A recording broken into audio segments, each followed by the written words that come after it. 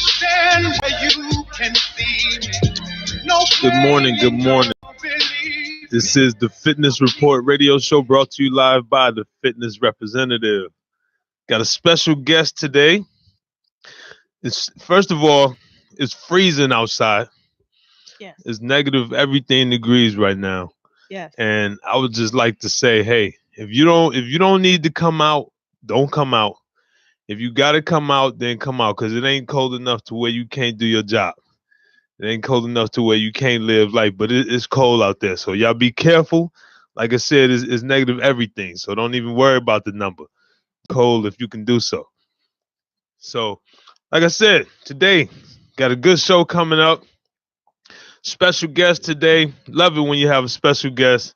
Get to sit here and look at somebody in their face for an hour and basically chop it up with them on things like, health and fitness, lifestyle, and just the way you live these days versus how you used to live or some type of changes you made. Never know really what's going on in people's lives, but when you interview them, you find out the things you need to know. You find out the things that kind of help them move along and about in their day. So today we have a special guest. Our special guest here is Mrs. Amber Anderson of Covert, Michigan. Covert, Michigan. How you doing, Amber? Good morning, fitness representative. Yes, it's a beautiful day, and we got this special guest on because she's a special person. Got a lot going on. She's very well known, and basically from a special bloodline. Special bloodline. A lot of history behind the name, all the way over to Washington D.C. to the Smithsonian. We got a lot to talk about. Yeah, you're gonna have to tell me about the Smithsonian. Yeah, I actually, saw that in person. That was kind of historic. But before we do, we like to give a shout out to Fit Black and Educated, one of the sponsors of the Black History Month Challenge, brought to you by the Fitness Representative. Also, for those who are interested, once again, February 1st, the Black History Month Online Fitness Challenge, online weight loss challenge starts February 1st through the 28th. 28 days to see how much weight you can lose, 28 days to see how much shape you can get into to try to get you going for those summer months. Like I say on every show, when we go into the summer months in Chicago, we want to make the most of them. And whether you're traveling or not, that's the time when you want to get those bodies right so you can show off that new figure that you worked on all winter long. So if you're interested, you got the Black History Month Online Weight Loss Challenge brought to you by none other than the Fitness Representative. If you want to sign up, the number to call is 312-857-5668, or you can catch me on Facebook or Instagram at Jabori Party and the Fitness Representative on Facebook. So go on and join that challenge. $25. Put that money out, lose you some weight, win you some prizes. Simple as that. Nothing to it but to actually sign up and join. Also, like I said, the sponsor, we got Fit Black and Educated. Shout out to Mars Fit. Shout out to Fit Black and Educated for adding their 2 cents to the good movement. And we look forward to making this a successful event over the next 28 days starting on February 1st. All right, so like I said, we got a special guest here today. Our special guest is Amber Anderson. She came here to tell us about what it is to be in shape, what it is to actually live a healthy lifestyle, a fit lifestyle, and how it feels to be a part of a legacy when it comes to something really important to the community and just basically the melanated entrepreneurial spirit. So we want to take it there with her, and we gonna set it off now. What's going on, Amber? How you doing today? Like I said, good morning. I'm doing just fine. So I think from what you mentioned, you kind of wanted to talk, about my family and the family business. And pretty much. Years ago, my grandfather back in the 70s started a blueberry farm in Covert, Michigan. I grew up there. Hold on. You gotta give him some info. Oh, I'm sorry. Give him some info on covert. On covert. Yeah, covert is not just any. It's not just any place. It's a special place. It is. It's a very special place. I mean, I don't know all of the history of covert, but what I do know is that covert was an integrated city well before many other towns were that way, and has a very storied basketball history. When I was there growing up, it was majority Black town, because most of the people that I encounter when they find out that I grew up on a farm Right. assume that I was in a majority white community, and Exactly. that was definitely not the case. And so, yes, that certainly does make it a special place, and a place that's near and dear to my heart, simply because, yeah, that's where I'm from. That's where I grew up. Right. And basically not growing up there, growing up here, but visiting there as a child, you don't really think that you'll ever live like covert.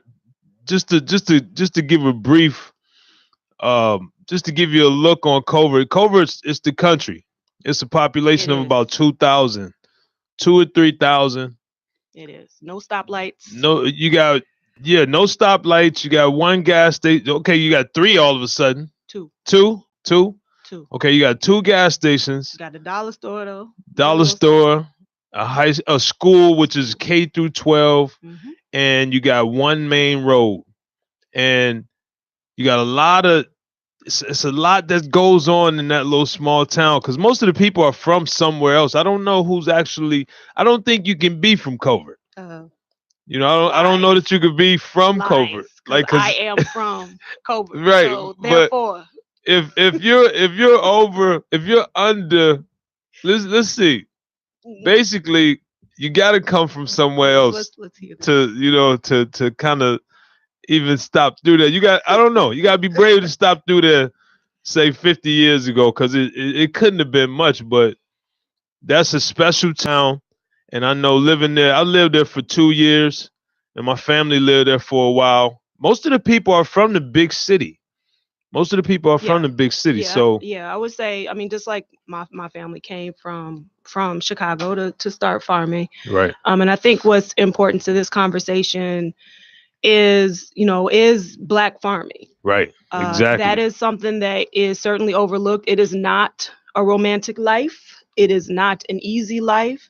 There are a lot of farms. I was just there over the King holiday, and there's a lot of farms that are going up for sale. Right. And there's a reason for that, and I certainly would encourage anyone who has land to work if you can. I know it's hard to keep it, but Black entrepreneurship and Black owned agricultural endeavors are really important, and at least understanding and learning more about it. Even if there's some urban agricultural initiatives here in the city of Chicago as well. Right. And I think that people are starting to understand and learn more about that. I know when I was growing up, it was just not a big deal to me. Right. It's just like, it's what hot. you guys did. It's just what we did. It's hot. Don't want to be out there. But as I grew up and understood how unique it was to be a Black person, having grown up on a farm, understanding the entrepreneurial side of that, and not only it being entrepreneurial, but you're feeding, Right. you're feeding the masses. You're helping. You're contributing to society in some way. But then you also learn, as I grew, learn about the politics. Right. My educational background is in human resources. So understanding, how the labor laws and things like that affect the farm workers. Even now, understanding how immigration is affecting how the farms are run, because if there are immigrants help run farms. Right. Right. Not just the blueberry farms, but farms, and they eventually own them. Mm-hmm. We see that a lot. Definitely seen that a lot in covert. Yeah, you've seen the influx of of immigrants for sure in Yeah. the Southwest Michigan. Definitely. And so with the current immigration climate, it's definitely affected how things are run. And it's certainly going to be interesting to see, now that marijuana is legal Right, exactly. It's in legal in Michigan, right? Yeah. It's legal in That's Michigan. right. But it's certainly going to be interesting. But one thing that I certainly can say growing up is that I did learn the value of nutrition, learned about and understood, where my food came from, because even though we were mostly on the fruit farm, and I thank God for that, because fruit, doesn't poop. So Right. it's not, I didn't want to be on, I'm glad I wasn't on a cattle farm. I mean, Right. glad I wasn't on a turkey farm. But those are certainly important pieces. You need to know that, that cow don't just come in the little wrapped up cellophane that you see in the grocery store. It's work, and there's a process, and there's something to be respected Right. about farming and understanding again where your food comes from. Okay, well, tell us about, because you were gonna get into it before. Tell us about the history of the history and the part that your family played in, because you were gonna say it before. Tell us the history about the Andersons and the Anderson blueberries, and how you guys played your part in that role. Because, like I said, this goes all the way up African American History Museum. Well, I would say, because there are several, there are a few Black blueberry growers in Right. Covert and in the area. Specifically, Jabori is mentioning how my grandfather was photographed for it was more or less like a coffee table book, a picture book, and it's called Black Farmers, and he was photographed. I believe my father, Richard Anderson, was also photographed in that. And Pretty Ricky, what they call him. They don't Yeah, call they should. they don't. He is pretty, but they don't call him that. Yeah, so that, I think that's what Jabori is referring to, and those photographs have apparently made their rounds to some museums. The DuSable Museum. I have not had the pleasure of going to the Smithsonian. I hope to do so soon. Hopefully the government will open back up so that we can so visit. You can see the Smithsonian, right? But I mean, it was a family run business. So we're talking about history. Like I said, my grandfather came from Chicago area, and basically my parents followed them before I was born. Shout out to Harvey. Yep, my parents, my dad and my grandfather, they were in Harvey.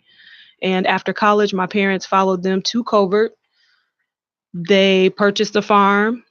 My aunts, then all the kids started coming along, and and then several other family members. I have family members from my mother's side that now own farms.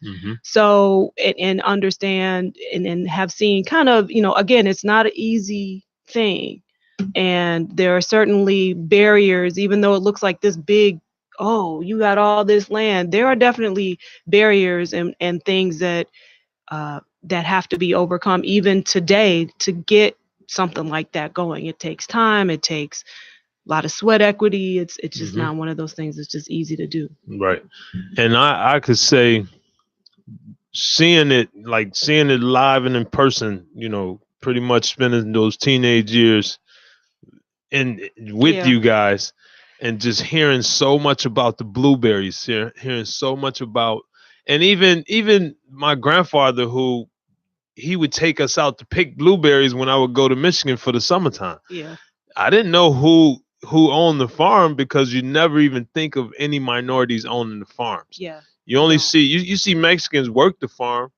You see, even in Covert, you would see us, working out there, but you never knew who owned it. All I know is I got dropped off in the morning one time. Right. Worked all day, picked blueberries, got up the dirty bucket. Yes. $3. One bucket. Yes. Just one. Maybe two buckets. All day. All day. I got $3 back. You need. And somebody told me, nah, you ain't gonna make $3 a bucket. You need to perfect your picking. That was my last pick. The only pick I've picked since then was my hair because I had a high top fade. That's it. No more picking for me. But like, $3 a bucket is pretty good though. yeah, Nowadays you make it. not for one bucket though. If Yeah, you if well, you if you trust me. know that If you you take gotta, 8 hours to do it, yes, $3 a bucket no, is not good. I was probably out there for probably like 4 or 5 hours. It felt like the whole day. Let me tell it, it was 8, but not to make me look like I'm lazy. I'm gonna split that up real quick. Well, I mean, it was like I said, it was a family affair, and now I even go out there. I'm out there cutting, cutting Right. trees, helping to clean up the the field. Right. Not only picking actually is fun in a way compared to Versus the going through the going through the pruning process and all that stuff. So if we wanted any kind of name brand anything, we had to go out there and pick for it. pick for it. Ah. Yeah. Well, I'd say this. Earlier this year, I made my way to DC, and it was almost by fate. I get to the door, and I'm at the African American Museum, which is always packed. And of course, last time we were out there, it was under construction. It was being built. That's the last time that I actually saw anything in that area. It was just being built. So of course you're eager to go, but I finally get in there, which the lady let me in for free, seeing that that it was packed to capacity. But I told her I was from Chicago, and I told her that I was visiting them, and I was about to go back home in a couple of hours, and I just wanted to spend some time there real fast. She let me in for free, gave me a pass, because I was about to walk away from the door. She let me in for free. So I get in there and I'm looking around, and I had heard from the lovely Deborah Jackson that it was a lot going on with Southwest Michigan as far as the one of the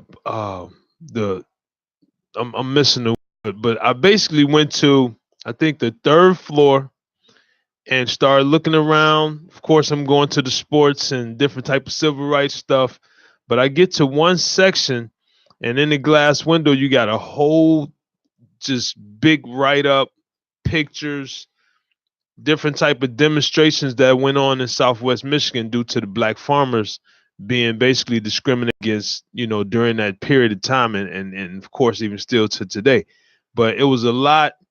It really put a highlight on just like Doc and the people of that time who were really fighting to get it, a little bit more of a fair playing field when it came to farming. And to see Covert, Michigan represented, little small Covert, which is just the tiny little dot on the map if you zoom in on the map, because definitely not on the regular map. No, it's not. But to see little small Covert CVT on that in that African American museum, that was cool. That was cool because, like I said, I spent 2 years there, 2 of the best years of my life. Played ball and met some wonderful people, and it touched me to see that you guys had actually reached that, reached the museum to kind of put like a face on what was going on in Southwest Michigan. Yeah, no, it definitely is cool. Like I said, I hope I get to see it right soon. Yes, it will. Is it open? You're right. DC, if you're out there, determined. is the Smithsonian even running right now? No, it's not. Wow. It's losing $1 million a day. That's what it's doing. All right, this is the Fitness Representative Radio Show, The Fitness Report, streaming live from Intellectual Radio. The number to call in is 708-223-8953. We are talking here with Mrs. Amber Anderson of Covert, Michigan, who's now who's been a Chicagoan for the most part, adopted, if not anything. Time, yeah. Right. So, all right. So what we want to get into is basically your background and how it pertains to health and fitness, how it pertains to you living a healthy lifestyle. You've been juggling, single parenthood. We all know that's not easy. It is not. Living in the city. It's a lot that goes on in the city. So in order to stay in shape, in order to make sure that your child does the same thing, and to kind of motivate both of you guys. Mhm. You got to do it yourself, and you're at the helm of your family when it comes to that. Yeah.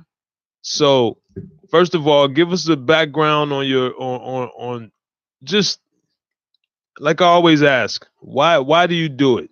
Why? Well, I've always liked to stay active in some way, even when I was, because I didn't go to Covert Public Schools the entire time. I went to a private school, and I always, in the next town over, and it was really small. And Shout out to South Haven. South Haven. South Haven, Michigan, I where went to St. I actually lived. I went to St. Basil's, and we did not have we didn't have any teams. It was just really small, so I didn't have a lot of exposure. But I always wanted to do it, and I was one of two girls on the basketball team when I was in 7th and 8th grade, and I wanted to condition myself. So there was like a little dirt road next to the field, so I would run that. If that was about a quarter mile. Right. But yeah, so I'll run maybe about a half a mile, mostly every day after school, either before or after I finish, as long as it was light out, before or after I finished my homework. Right. So I always stayed active. And then when I got to high school, I was excited. So I was on the basketball team. I was a cheerleader. I was a cheerleader so I could get in the basketball games for free because I love basketball. And I ran track, and I was more of a distance. I ran the 400. I was like a middle distance runner. 400 to me is the hardest race to run because it's a long distance, but it's still technically Like a sprint. Right?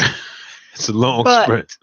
I loved it. I did all right. I did okay, and I kept it going in college. So I guess it was just something I always wanted to do. I always wanted to have some kind of athletic skill. Always interested. When I was in college, I went to Michigan State. Go green, go white, Spartans. I went to Michigan State. I did not join any teams in that way, but I did participate a lot. I took kickboxing and not that Taibo. So I did I don't know where it came. That's when Billy Blanks was blazing at that around the time you was in school. I was doing the real thing where I had to tape up my hands. It was almost like a underground, like a fight club. I found this flyer, and it was really cool. It seemed kind of cool. I was the only Black person in there. I had to practice with the instructor because everybody else brought a girlfriend. Nobody would come with me. My little hands were all bruised up. So my why it was mostly just because. Mm-hmm. Just because it's fun to me. I like the benefits. So everybody, of course, the health benefits. Yeah, that's important. But especially in this stage in my life, I mean, let's be real. You don't want to go out like that. You want to look good. Right. You also, looking good is important. You want to. We are Americans. You also want to feel good. Right. So as I got older, I still ran, worked out, did more of the cardio stuff, but I learned how to lift weights, which can be intimidating for women. I certainly understand that. And that is not lost for me because either you are being hit on, stared at, somebody who might not have the right form in the first place, sitting up trying to help you. So, or help you, or, it's always something. So I understand, but ladies, don't give up. This is your health and this is your time. If you if you have your earbuds in, generally they're gonna leave you alone. But I understand trying to do squats and hip abduction and abduct. Yeah, that's rough. You're moving. Yes. So it is nice to have somebody come with you that kind of knows what they're doing, whether it's a trainer or a friend that works out to kind of help you. And I mean, and that's important. And again, as I grew and evolved and learned more and, work with Jabori more and learned how to lift weights and the importance of nutrition. Nutrition has always been important to me. Mm-hmm. But maybe I didn't always practice. I mean, I'll eat fried chicken, but but and I have a sweet tooth. But I do try to be balanced. I think of it as an abundance of plant. I'm not totally plant-based, but most of my plates are an abundance of plant-based foods. But that's always been important. It has always been important to me. I mean, I've lost weight, I've gained weight, I've maintained it, or whatever the case is. But it was always in the spirit of wanting to be better and reach more. It had nothing to do, it had everything to do with just me getting better, me versus me. Right.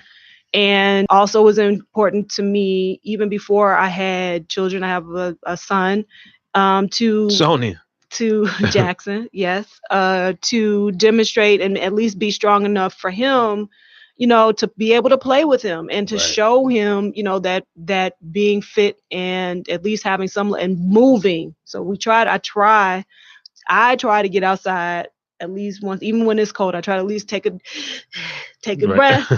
And then, today it's going to freeze. Freezing your throat and your nose. But you finished that, right? But I step outside and I try to get him to do that. He's into video games, so it's a little hard to pry him off. But long story short, it's always been important to me. I love doing it. I want to be an example.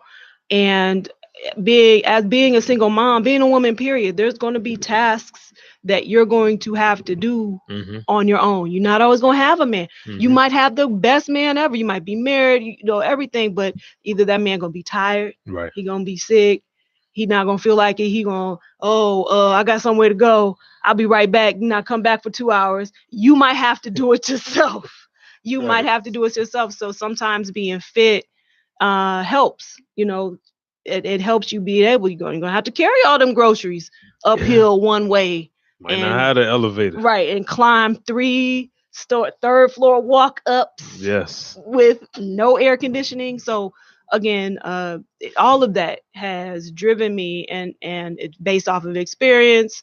I do yoga, with it's not just the poses that are right. You're just not like this for 10 minutes. Yeah, that's actually hard. A lot of people think that yoga is tough, but it is worth it, and I encourage people to try it. At least try it, men and women, especially men. Yeah, it's definitely important. It's definitely important. And now, for the last it's been a while now. You've been certified as a trainer and yoga instructor. You're right. I did take. It's yoga fit. I hadn't explored it further, gone further, but I did, I am level 1 yoga instructor. Belt, right. I got a belt. Yoga belt. Right. And I am a personal trainer, and I have done that work and I've enjoyed it. My professional life has mostly been, I have a master's degree in human resources, and I've also done things to try to merge those two worlds as far as wellness and work and wellness at work, because again, that is tough and working to encourage that within the workplaces and attempt to be some kind of influence within that circle, whether it's a suggestion, whether it's coming up with an idea to kind of push, some kind of wellness at work, and even being mindful of it myself. Exactly. Because again, it's easy. You have kids, you have work to do, you feel as though your boss is watching you. You got to find a way.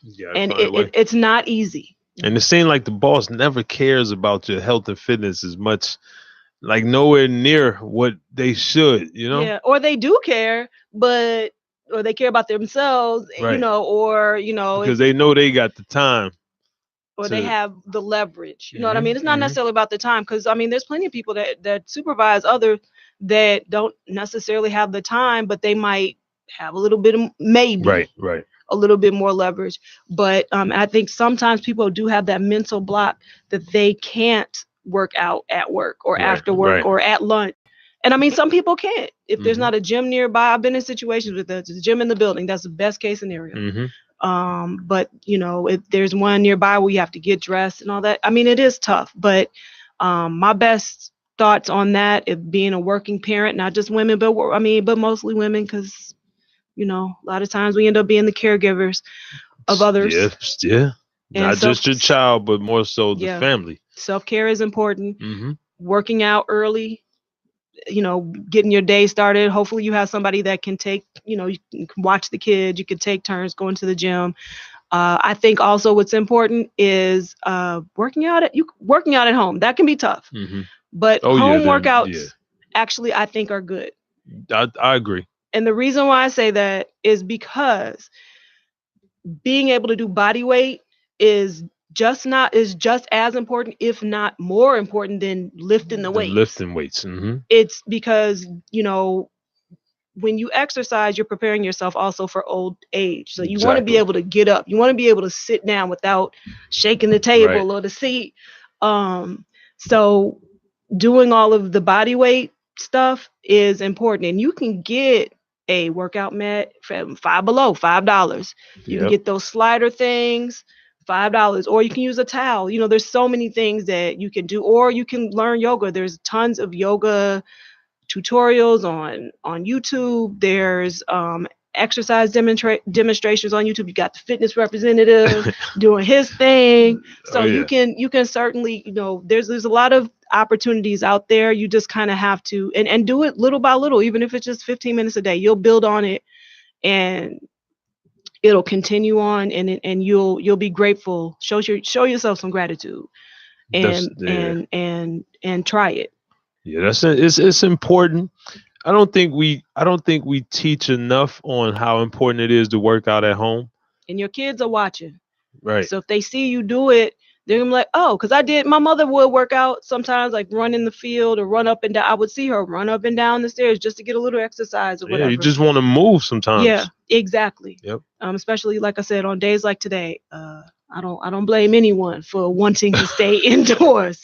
Please do. But it doesn't mean that you don't have to burn any calories. Right. You can exercise in the house. You can. You can make it an environment that's conducive for a great workout and for something to help you burn calories. Because I'm a believer that if you're in the house eating, then you should also be in the house moving. Yeah. It's a place where both can be done. It's not just you have to go outside in order to get a workout while doing everything as far as intake while you're inside. So what exercises would you recommend indoors? Maybe for beginners. What do you think? I would say go with, like, I give my clients the basics. Mm-hmm. Right. The push-ups, the squats, the jumping jacks. Yep. Now planks have become a basic. Yeah. The planks, or because you're not really doing sit-ups anymore. You're not really, you're still crunching sometimes. People still do crunches, but you're not sitting up as much. So to do leg lifts or bicycles and stuff like that, being that I'm a military guy, it's easy to come up with the basics. Right. And to be honest, those basic lunges. Mm-hmm. Those basics really can do the job.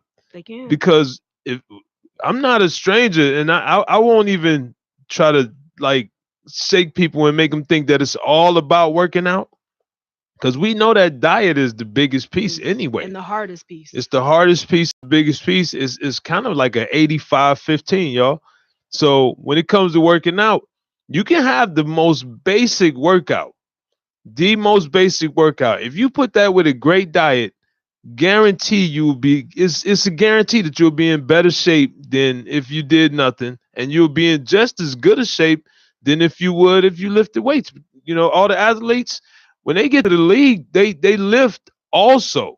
Yeah. But they're all about movement at that point. They're all about functional ability. They're all about basically compound workouts that are total body, functional workouts. A lot of them don't even use weights anymore. Yeah. And to add those things that you said, like slides and mats and bands and stuff like that, you don't have to go into a gym.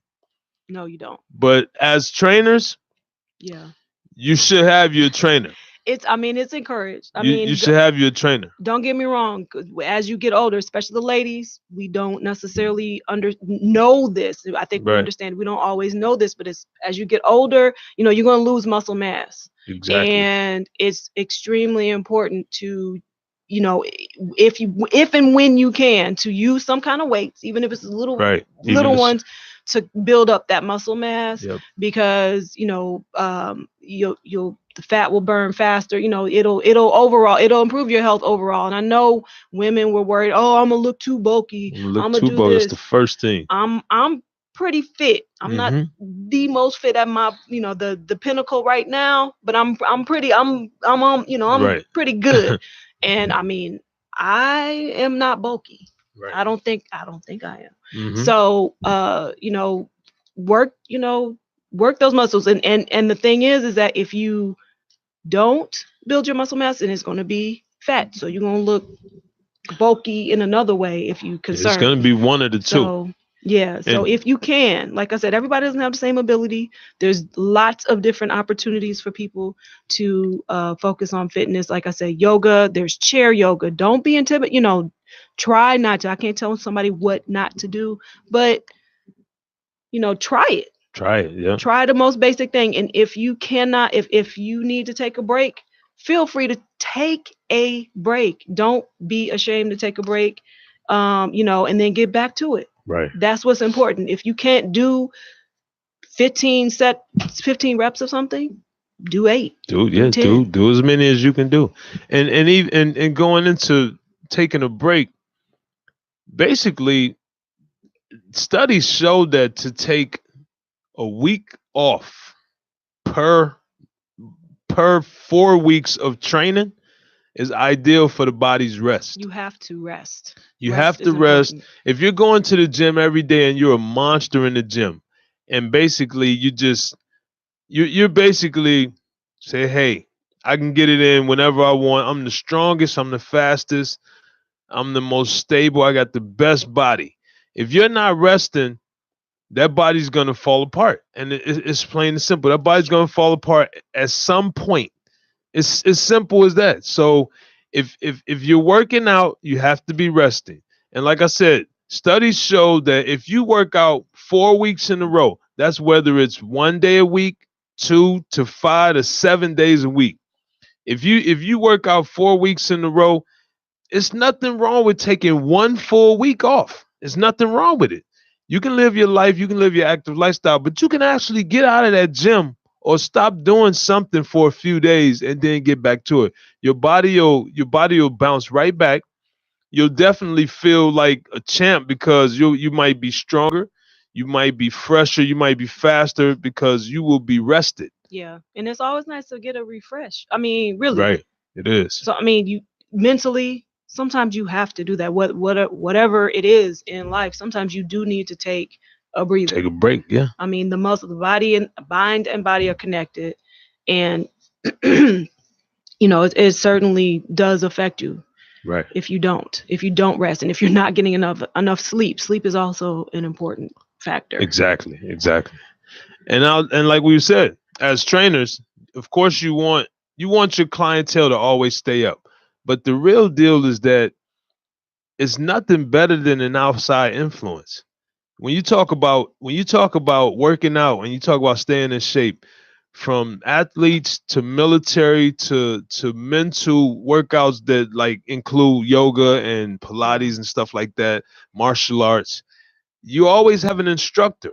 Yeah. You always have an instructor. And the reason you have an instructor because it takes an outside source that can attach their knowledge and their experience and give it to you, push it on you, and maybe give you the boost you need, give you the discipline that you need, give you something, the knowledge, and teach you why.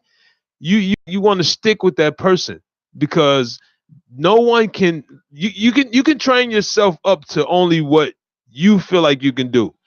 But that outside source with the knowledge and enthusiasm they have for you as the client, they push you over the edge and they give you that boost. So Yeah. That it's nothing like it, and that's one thing that most people miss. And I think that it helps to have somebody else like give you ideas. Exactly. I know I like to work out with a trainer. I like to work out with a trainer because sometimes I get to or take a class because sometimes I get tired. And one thing that I notice is we're a lot of times, especially with people of color, we're everybody's social, but I noticed that people of color we love to especially women, we love to take classes. Mm-hmm. There's nothing. I think that's wonderful and absolutely fantastic. And I think and sometimes even though I like to get into the gym, I like to take classes because it kind of gives me a diversity of movement, and I don't have to think about it. Right. I don't have to think about, You okay, just do what you're told. right. And I mean, and then some days I'm like, all right, let's get in the gym. I'm going to do upper, okay, I'm going to do this. I'm going to do lat pull downs. I'm going to do this and that. And other days I'm like, I don't feel like thinking about this. Right. But I Okay. digress. So before we go, we want to get into your business a little bit. You got some. We've talked, and you got some ideas on the way. Yeah. Ideas that you've really been, thinking about as far as moving forward with health and fitness and wellness. Before we go, we want to know about. Give me the quick on Sure. what's going on with Ms. Amber Anderson. Yeah, so my focus and my interest, I'm interested in women being fit. I'm interested in educating and offering a resource. Right. So my concept and my interest is within providing resources and information for women.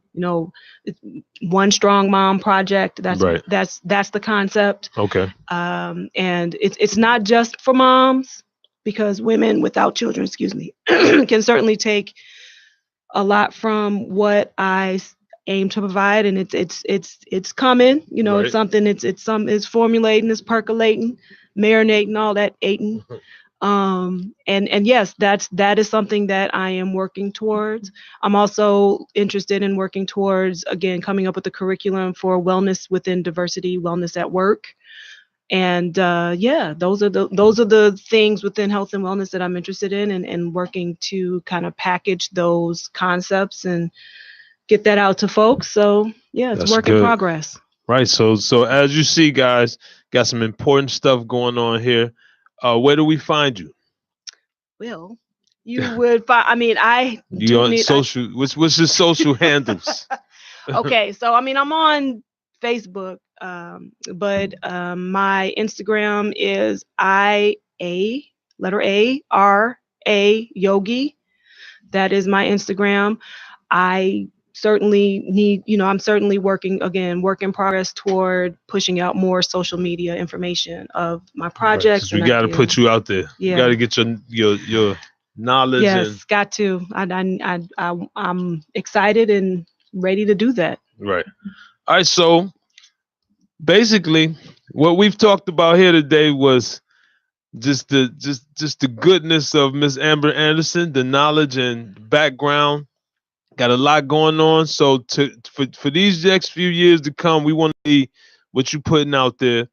This is the Fitness Report radio show, brought to you live by the Fitness Representative. Thank you. Once again, we'd like to give a shout out to Miss Anderson. Much love to y'all. Stay warm. Yes. TFR, baby. Yes. Represent.